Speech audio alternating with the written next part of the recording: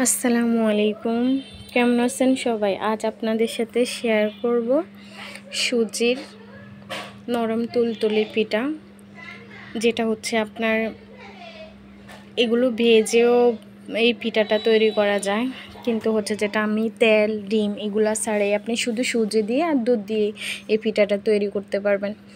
তো এখানে আমি দুধ আগেই আপনার হচ্ছে 1.5 কেজির মতো দুধ নিয়ে এটাকে আমি জাল করেছি। এখানে আমি তেজপাতা, লং, এলাচ, তারপর এলাচি, দারুচিনি এগুলো দিয়েছি। আর ওইখান থেকে আমি 50% এখানে নিয়ে নিয়েছি আরেকটা কড়াইতে। এটাতে আমি সুজি দিয়ে ডো করে নেব, সেজন্যই।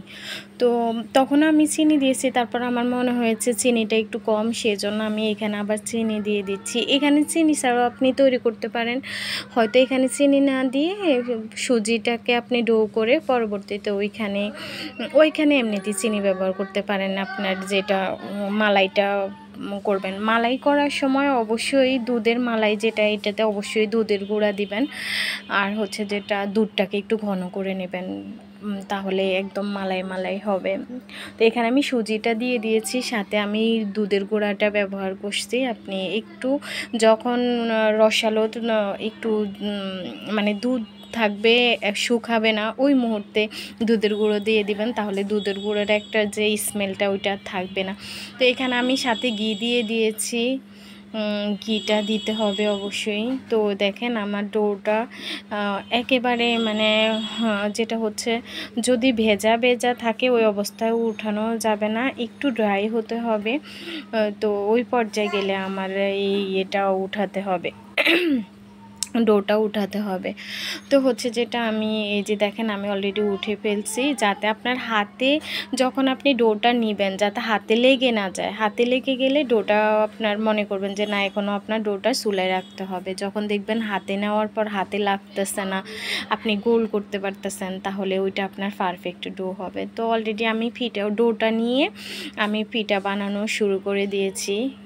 যেটা হচ্ছে কারেন্ট ছিল না, সেজন্যই প্রথম পর্যায়ে একটু ভিডিও করতে পারিনি, করছিলাম হালকা একটু।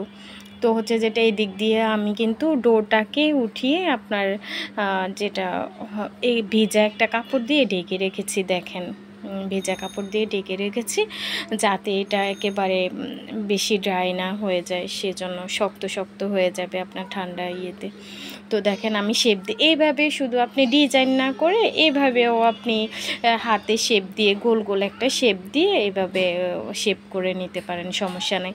সাথে হাতে আপনি অবশ্যই ঘিটা মাখাবেন, তাহলে হাতে লেগে লেগে যাবে না। তো হচ্ছে যেটা দেখেন আমার পিঠা বানানো প্রায় শেষ পর্যায়ে। ওইটা আলুতে আলু ছিল, সেজন্য অত ক্লিয়ার বোঝা যায় নাই।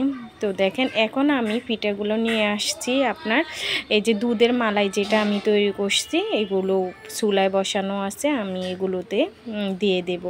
তাহলে আমার এটা হচ্ছে সুজির যেটা রসভরি পিঠা হবে। আপনার সুজিগুলোকে আমি দিয়ে দিচ্ছি, দিয়ে প্রায় 10-15 মিনিট হবে আমি জাল দিয়েছি।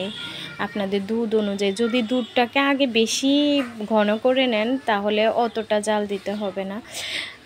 তারপর 10-15 মিনিট আমি এভাবে মিডিয়াম হাই হিটে রাখবো, রেখে আমি তারপরে বন্ধ করে দেব। আপনার হচ্ছে যেটা এটা কিন্তু ঠান্ডা অবস্থায় মজা বেশি, গরমের থেকে আপনার যদি এটা ঠান্ডা করে খান তাহলে হচ্ছে যেটা অনেক টেস্ট পাবেন। আর একবার বানিয়ে দেখবেন বাসায়, সত্যি অনেক মজার একটা রেসিপি, কি বলবো। তো যাই হোক, দেখেন আমার প্রায় শেষ পর্যায়ে, এই যে আমি উঠাচ্ছি দেখেন পিঠাগুলো। আর হচ্ছে কতটা আপনার দুধ ঘন হয়েছে, ক্রিম মানে দেখেন একদম লালচে কালার একটা চলে আসছে। আর হচ্ছে যেটা এটা হচ্ছে কিন্তু মালাইকারির মতো, যেটা দেখেন রসটা একেবারে ঘন আর খুবই মিষ্টি। আর দেখেন কতটা সফট হয়েছে পিঠা, একেবারে যে দেখেন কতটা সফট হয়েছে। আমি আরেকটা প্রথমে বড় চামচটাই ব্যবহার করছি, পরে হোনা বলতেছে এত বড় চামচ, তাই আবার ছোটো চামচ নিয়েছি। তো আজ এই পর্যন্ত, ভালো থাকবেন সবাই, আল্লাহ হাফিজ।